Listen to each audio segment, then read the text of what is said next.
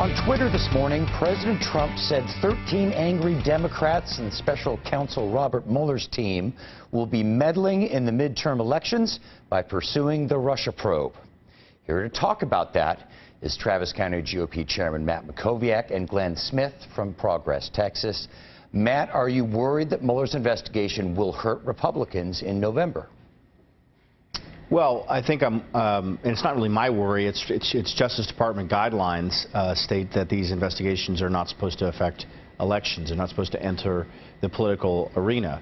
Look, I am in favor of the Mueller inquiry coming to an end and ending on its own timetable. That said, the later it gets, the closer it gets to the midterm elections. I mean, you can imagine a scenario where it could help or hurt Republicans. Hurt Republicans if Mueller were to indict obviously the president or other aides. Help him if it were to clear him. And either way, I don't know that I really don't feel like that's appropriate. And so my hope is over the next 30 to 45, maybe 60 days, this thing can get wrapped up. It's been going for more than a year, really a year and a half, because the FBI investigation began in July of 2016.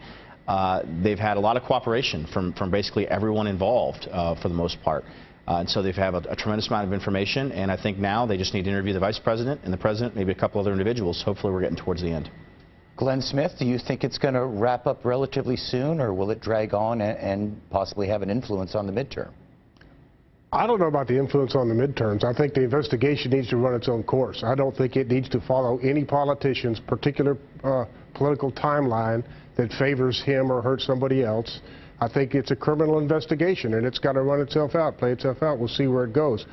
I do wish that the president cared just a little bit more about Russian interfering in the 2016 election, which everybody knows they did. It's a matter of public record. He seems not to care about that, but he's worried about his own Justice Department meddling in his first midterm election. I think his priorities are wildly off, and he ought to get with it protecting America instead of his own self. Matt Mackowiak, about a week ago, Rudy Giuliani says Mueller told him that probe would wrap if the president agreed to some sort of an interview in July. Do you think that'll happen? What's ahead? Yeah, so there's a negotiation that's been underway for some time as to whether the president will submit to a voluntary interview with special counsel. There's obviously risk to the president because that will be under oath. And we already know that a couple other individuals have created problems for themselves by lying during their interviews. And so then the question becomes, if he doesn't do the interview, does the grand jury require him to submit to an interview? When President Clinton went through that, they went through a negotiation. Ultimately, he was able to do it from the Oval Office.